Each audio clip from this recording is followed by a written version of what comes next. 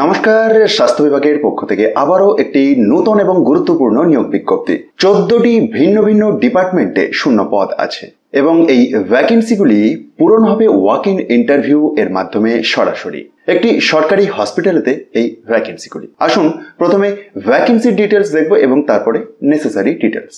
তো কোন কোন ডিপার্টমেন্টে শূন্য পদগুলি রয়েছে একবার দেখা যাক। বায়োকেমিস্ট্রিতে একটি শূন্য পদ, এছাড়াও রয়েছে অপথ্যালমোলজিতে একটি, community medicine, microbiology, anaesthesiology, paediatric medicine, ENT, GNO, pharmacology, pathology, radiology, psychiatry, orthopaedics এবং ডেরমাটোলজি। তো টোটাল 14টি ভ্যাকেন্সি রয়েছে, একটি একটি করে 14টি ডিপার্টমেন্টের রেসপেক্টে। যে পোস্টে নিয়োগ হচ্ছে সেটির জন্য মান্থলি রিমুনারেশন হিসেবে 70,000 টাকা করে পাবেন। পোস্টের নাম সিনিয়র রেসিডেন্ট।